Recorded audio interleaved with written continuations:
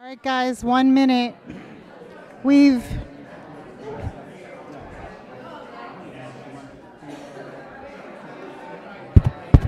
Folks, we're going to go live in 1 minute. So if you could take your places, we're going to go live in 1 minute.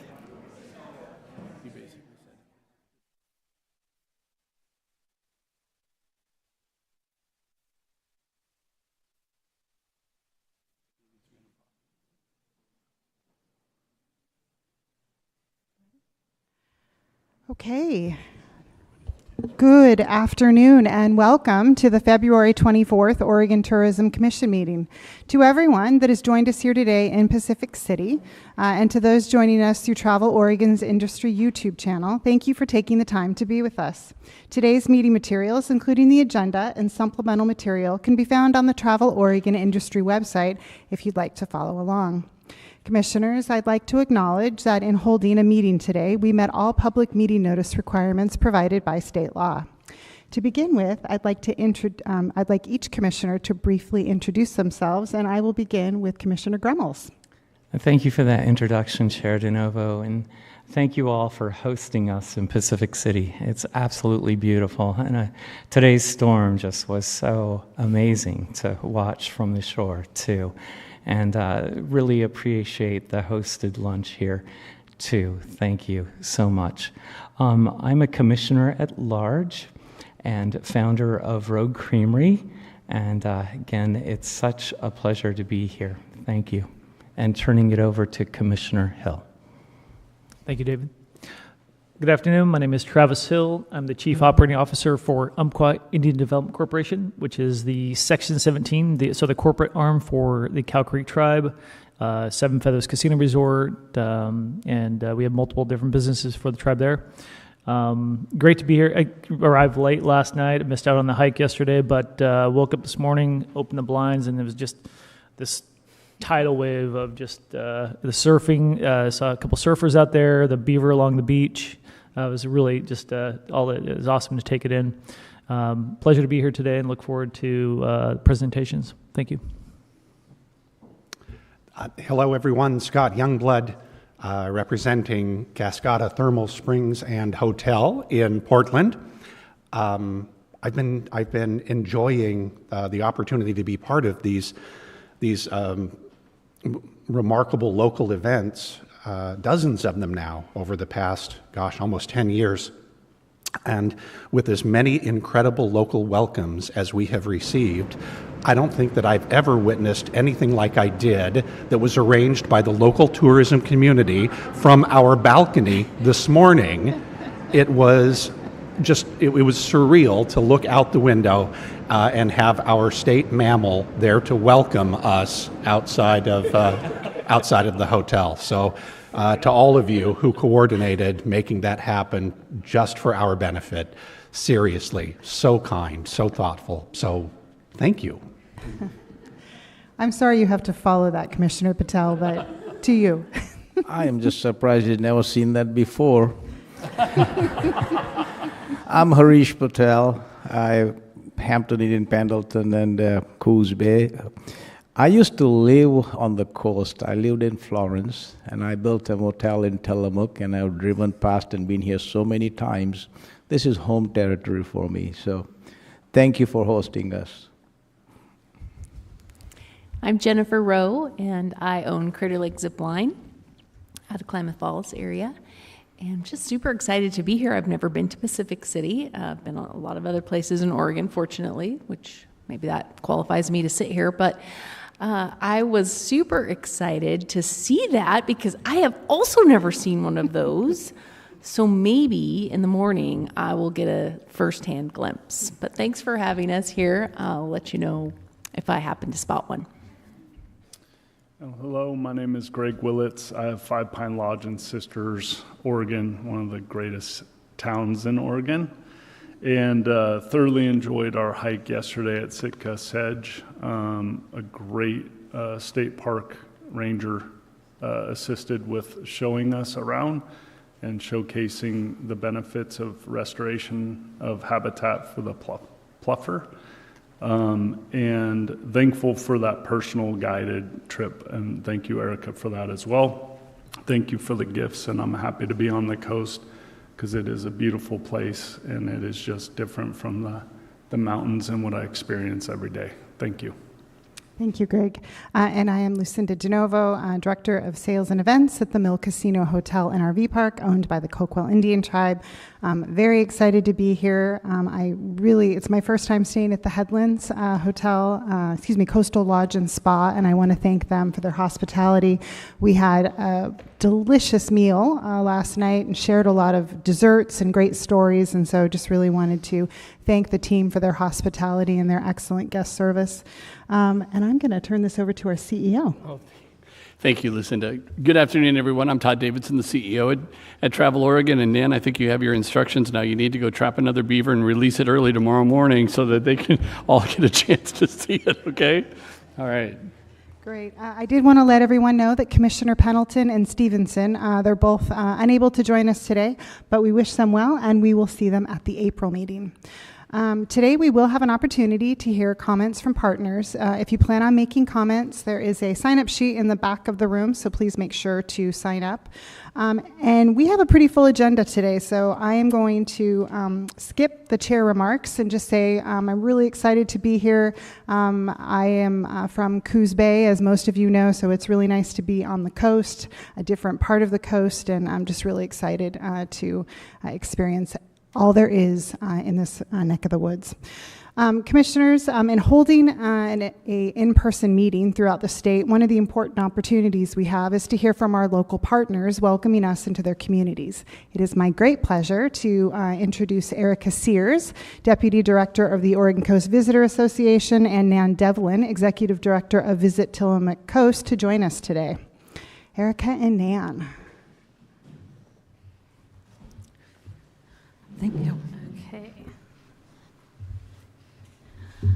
Chair DeNovo, Todd, and commissioners, welcome to Pacific City. I'm Erica Sears, the Deputy Director of the Oregon Coast Visitors Association, and I am also a local kid from Pacific City who grew up cleaning the vacation rental homes and put myself through college by working at the Pelican when it was the only Pelican on the Oregon coast. So it feels very full circle to welcome you all back to my home today in this setting, and we're really excited to have you here.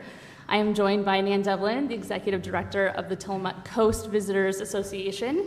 And so today we're going to do a little back and forth. I'm going to give you a very local welcome from Pacific City, and then Nan is going to talk about Tillamook County tourism. And then with our last few moments, I would like to talk about how some of the federal changes may be impacting tourism on the Oregon coast. So Matt and I really wanted to get you guys out in a dory boat.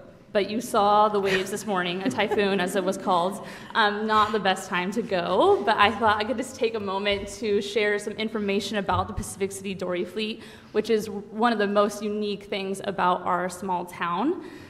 So the Pacific City Dory Fleet is made up of a couple hundred boats like the ones you see in this image here. I don't know if you guys can see that, but, oh, you can down there. A dory boat is a flat-bottomed, smooth boat, historically made of wood, but now made of different materials, and it is designed to launch and land directly from the beach. So we do not have the comfort of a harbor or a port or a marina or anything like that. We go directly out through the waves, get our catch, and come back out through the waves once again.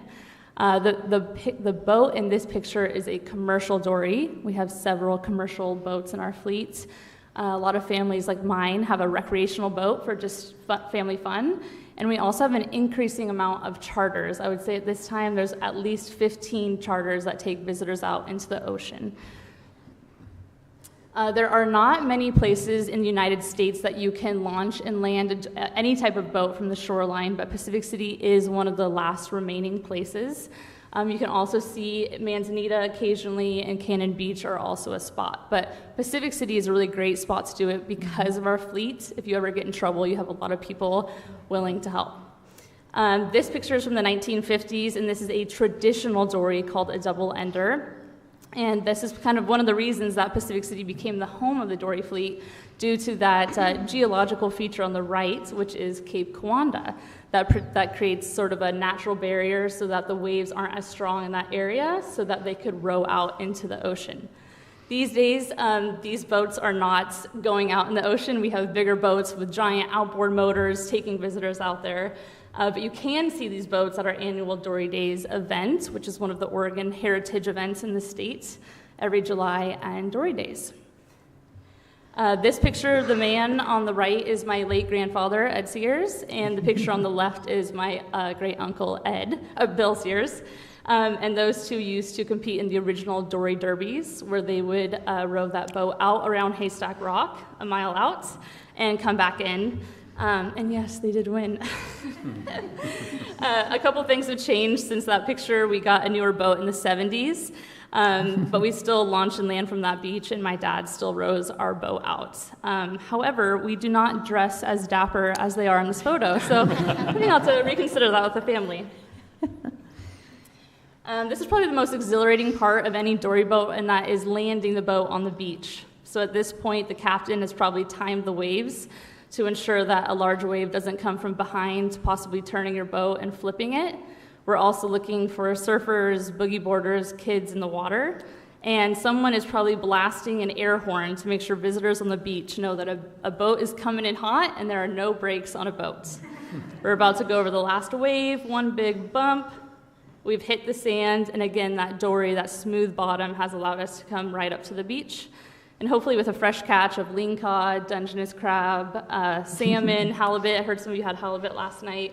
Then we drive off the beach and head on home. So I couldn't take you out in a dory today, but this is about as close as I could do, and I'll pass it over to Nan to talk about Tillamook County tourism. Hi everyone. Thank you for being here and holding your meeting here. We're going to show a video first, and I think someone's got that, and you'll notice a dory boat in it.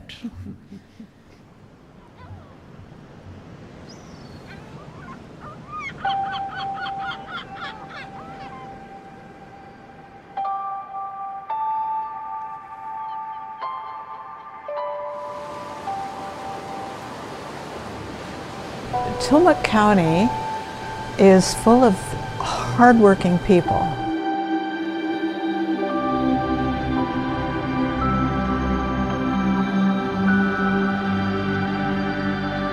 From the farmers to the commercial fishers to the restaurant owners, our livelihood here is dependent upon the health of our natural resources.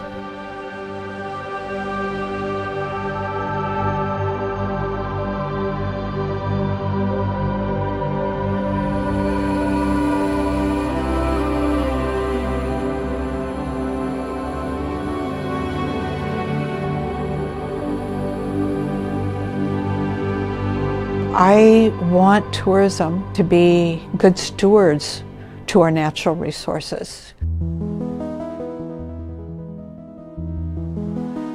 I think it was in 2013 when Tillamook County's roads were rated the worst in the state. So the county commissioners at the time and the Economic Development Council at the time and the Tillamook Bay Community College looked to see where they could find some money to fix the roads, and they turned to tourism. I don't think they realized until those first revenues came in how important this industry was. I was hired in December 2014, so I got to do the part which was putting programs into place. The county commissioners and the Economic Development Council said, we want to get this lodging tax up, and we want to get the money back into the county. So we did a lot of promotion. We also did other things. We started tourism facilities grants, and we started marketing grants.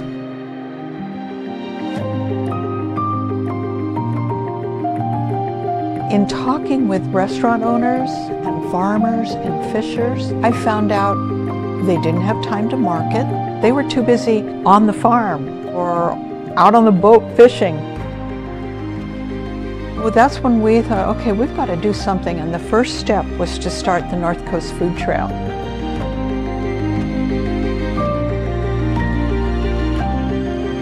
It's really put us on the map for fresh local foods.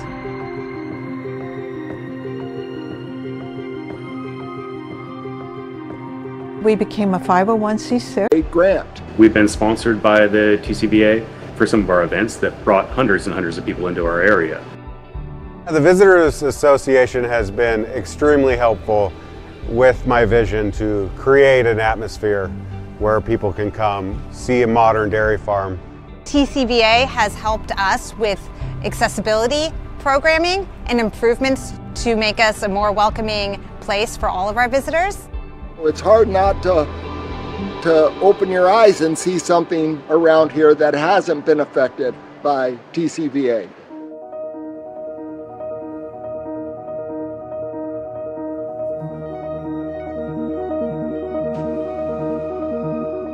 From the very beginning, I started a listening tour and I have never stopped.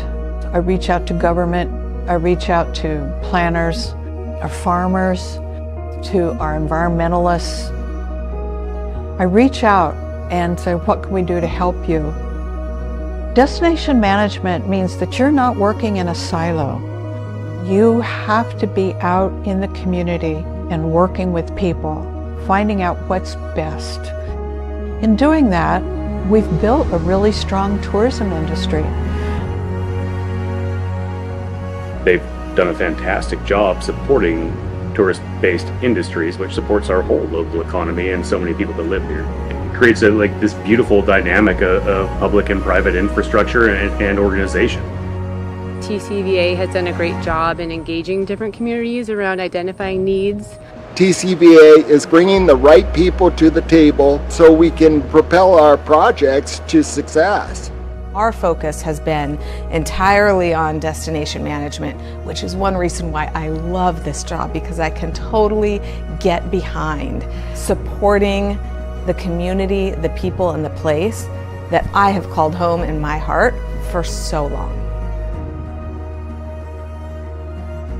Visitor spending has doubled in 10 years. The lodging tax keeps growing, which helps roads, which helps businesses, which helps agencies and nonprofits. And with the stronger network, we can improve the overall visitor experience and continue to drive that healthy growth. The more strategic tourism that we bring to this county, the more things that we're able to do, which helps keep our own dollars in this county. I can see the investment of tourism dollars back in my community. I've lived here for 30 years and I can see the effects of the work that we're all doing.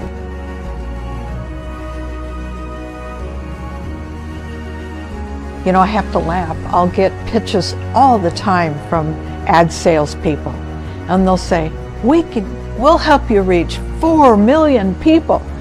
I don't want to reach 4 million people.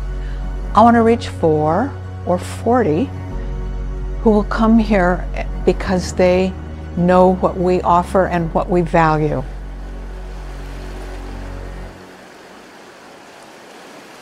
All right. Thank you.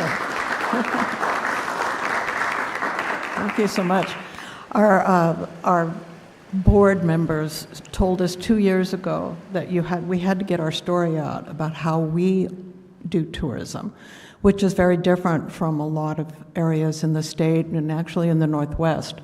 And we do it because this is what Tillamook County needed. And they were very late coming to identifying tourism as a bona fide industry. And, you know, it was a home where commercial fishing, timber, all that dairy farming, all that took precedent. Tourism has been going on here for more than 100 years. It just was kind of quiet. And so we've tried to make it much more aware and people aware. And I think our grant programs, in the last 10 years, we've given out close to $8 million in grants. And these all go to our businesses, our nonprofits, our agencies, and they're getting that infrastructure and that capacity built out, and that's what we needed. So, yeah, that's us, and that's what we're doing, and we're very proud of it. And I have a great team, and one of them's here, Mariah Surratt, and one of my board members is here, Jeremy Strober, and I think you know him very well. And so they've been very supportive. And Travel Oregon has been supportive as well, been very generous with grants where we can do accessibility, promote the Boris Close Food Trail, and many other projects. We currently have 9 beach wheelchairs and 4 Davis chairs and 2 hearing loops, and we're about to do more in this next fiscal year. So we're real happy about that. So thank you. Thanks, Nan. And then just to sort of wrap up a lot of the work that both of our organizations are doing, it is feeling a little uncertain with some of the federal changes that we're seeing, and I, definitely want to have a positive welcome for you all, but also be kind of realistic and the quiet conversations happening along the coast and Zoom meetings and one-on-ones. So I'm going to just briefly go through some of these. There has been, as many of you know, federal funding freeze focused on decarbonization and environmental justice initiatives. What that meant for our organization is we had received a $500,000 3-year EPA planning grant to look at equitable and low-impact transportation to and along the Oregon coast. We know that transportation is one of those solutions that helps with destination management, climate solutions, and provides a better visitor experience. We were 8 months into that grant program and received word Saturday morning that we were terminated as a recipient of that. Under the same federal freeze, we see that EV infrastructure, which is something we desperately need more of on the Oregon coast to reach the EV demand of visitors, which is very different than residents, in order to meet that growing demand, both from the Oregon, California, and Washington drivers, which are some of the top states for EV adoption. We need more DC fast chargers. Oregon was slated to get $26 million for DC fast chargers from the federal government, and it's unclear if that funding will be coming through. Additionally, in that same federal funding freeze, we see that Tillamook County Housing had $3.6 million ready through the Housing Commission to work on projects. That money has also been frozen. Nan is on the Housing Commission and could talk more about that. And then, as most of us in marketing know, recent conversations about Canada have certainly created uncertainty with marketing strategies, but also one of our key drive markets. We are going to have a coast delegation along with Travel Oregon at the Vancouver Outdoor Show, but we are seeing some negative backlash online and some of our partners that are already canceling media trips or unsure whether they should be sending their visitors here at a time when their nation is telling them to support Canadian products and Canadian visitor experiences. Federal layoffs, specifically those of land management agencies like the Forest Service, are affecting destination development projects like mountain biking, trail maintenance, and trail building. I heard last week that that is impacting several different regions around Oregon. And there's also concern about wildland firefighting preparations during the high season.